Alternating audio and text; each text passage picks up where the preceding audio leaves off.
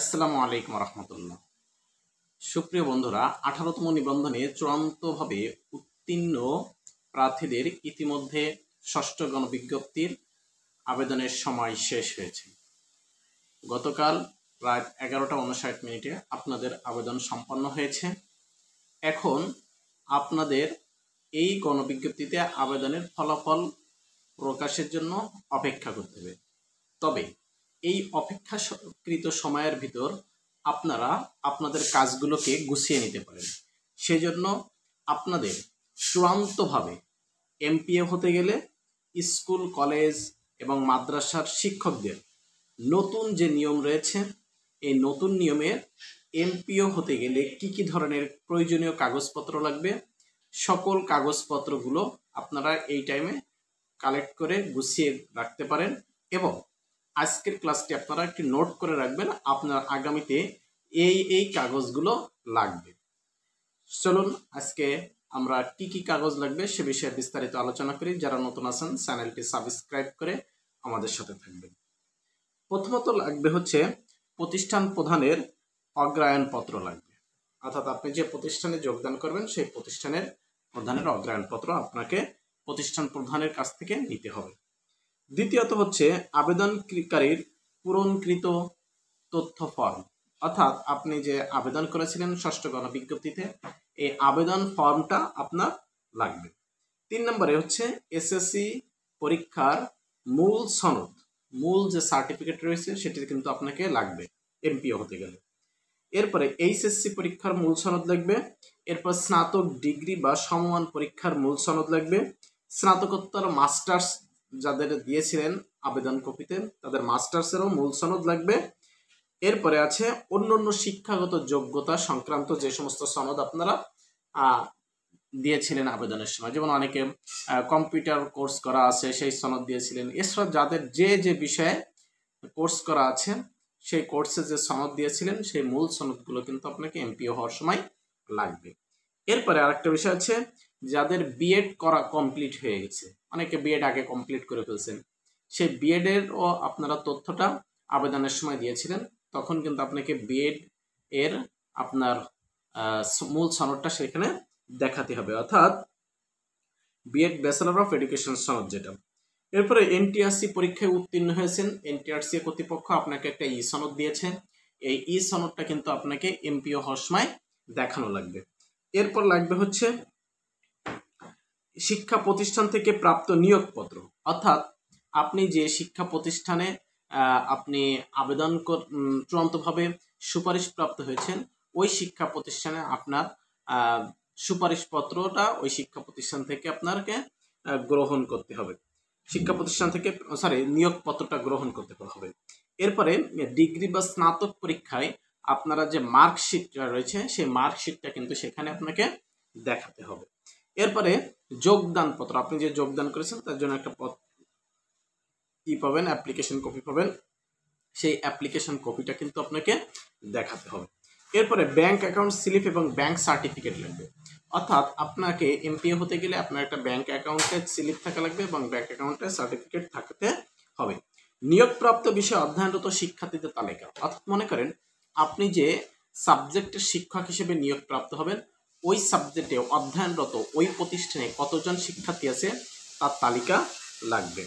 এরপরে আছে কি যারা লাইব্রেরি পার্টিকুলার্স আছেন তাদের লাইব্রেরি সংক্রান্ত তথ্য লাগবে, যারা ল্যাবরেটরি পার্টিকুলার্স আছেন তাদের ল্যাবরেটরি সংক্রান্ত তথ্য লাগবে। এরপরে শিক্ষক কর্মচারীদের তথ্য বিবরণী জানা লাগবে, যেন ওই প্রতিষ্ঠানে কতজন শিক্ষক আছে কতজন কর্মচারী আছে।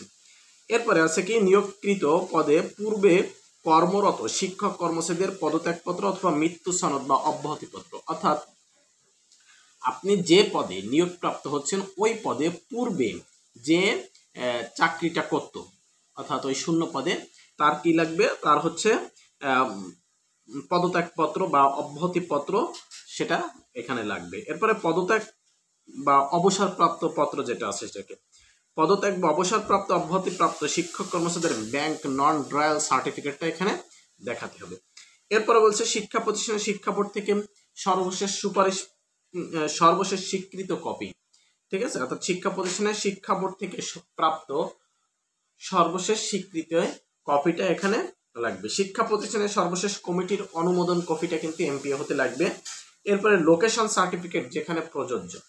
এরপরে সভার অধিবেশন বা রেজুলেশন সমূহের কপি, অর্থাৎ যে সভা হয় সে যে সভাতে আপনাকে অনুমোদন দেওয়া হয়েছে সেই সভার রেজুলেশন কপিটা আপনাকে সংগ্রহ করতে হবে। এরপর ই রিকুইজিশন কপি, অর্থাৎ এনটিআরসি গণবিজ্ঞপ্তির কপি অথবা পত্রিকার প্রকাশিত নিয়োগ বিজ্ঞপ্তির কপি।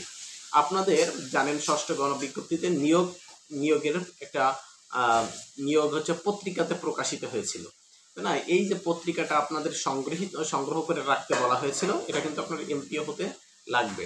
অর্থাৎ ই রিকুইজিশন হতে আপনাকে তখন এই যে ষষ্ঠ গণবিজ্ঞপ্তি যে আবেদন প্রকাশিত হয়েছিল পত্রিকায়, এই কপিটা আপনাকে লাগবে। যাদের লাগবে আমাকে হোয়াটসঅ্যাপে নক করবেন বা কমেন্ট বক্সে জানাবেন, আমি আপনাদেরকে হোয়াটসঅ্যাপে দিয়ে দেব। এরপরে আছে কি শিক্ষা প্রতিষ্ঠানে প্রথম এমপিও কপি, অর্থাৎ এই শিক্ষা প্রতিষ্ঠান প্রথম কবে এমপিও হয়েছিল। এরপরে শিক্ষা প্রতিষ্ঠানের শেষ এমপিও কপি।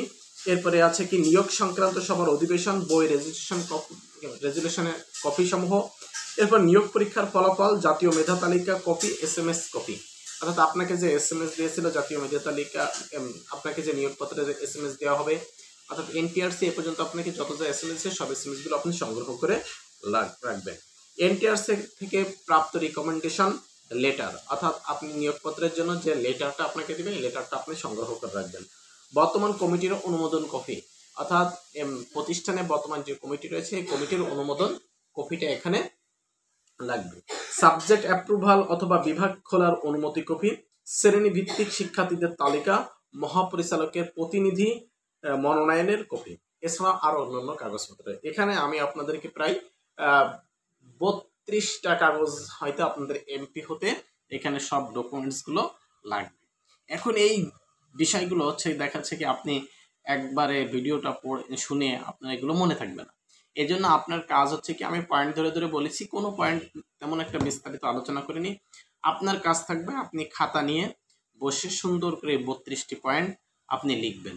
লিখে এই কাগজগুলো কোনগুলো নেই কোনগুলো সংগ্রহ করতে হবে এগুলো আপনি মার্ক করবেন। মার্ক করে তার পরবর্তীতে এই কাগজগুলো যখন প্রয়োজন হবে, যে সময় এই কাগজগুলো আপনি পাবেন ওই সময় এই কাগজগুলো সংগ্রহ করে রাখবেন। কেননা আপনার এমপিও মানে মান্থলি পে অর্ডার, অর্থাৎ সরকার কর্তৃক আপনি যে একটা স্যালারি পাবেন, এই স্যালারি পেতে গেলে কিন্তু পাওয়ার আগে আপনাকে ব্যাংক অ্যাকাউন্টের সাথে অ্যাডজাস্ট করে এই কাগজগুলো আপনাকে কিন্তু সাবমিট করা লাগবে, ঠিক আছে? এই জন্য আপনার এই কাগজগুলো অবশ্যই গ্রহণ করতে হবে। এবং এই কাগজগুলো কোথা থেকে কিভাবে পাবেন আগের থেকে যদি আপনি এগুলো অনুসন্ধান করার চেষ্টা করেন, তাহলে দ্রুত আপনি এই সমস্যা যখন প্রয়োজন হবে তখন এই দ্রুত এই সমস্যাগুলো সমাধান করতে পারবেন। সেজন্য এখন থেকে প্রস্তুতি নিন। যার কাজ গোছানো থাকে তার কাজগুলো সহজ হয়, অর্থাৎ যার পরিকল্পনা যত সুন্দর তার কাজগুলো তত দ্রুত এবং আপডেট হয়, সুন্দর হয়। তো আপনাদের কাজগুলো এরকম যেন সুন্দর হয় এই আশা রেখে শেষ করছি। কারো যদি প্রশ্ন থাকে কমেন্ট বক্সে জানান, এবং আপনাদের সকল বিষয়ের যদি কোনো জানার থাকে কিংবা কোনো বিষয়ে যদি আপনাদের ভিডিও করার প্রয়োজন হয় আমাদের কমেন্ট বক্সে জানান, আমরা বিস্তারিত আলোচনা করব। যারা নতুন আছেন চ্যানেলটি সাবস্ক্রাইব করে আমাদের সাথে থাকবেন। ধন্যবাদ।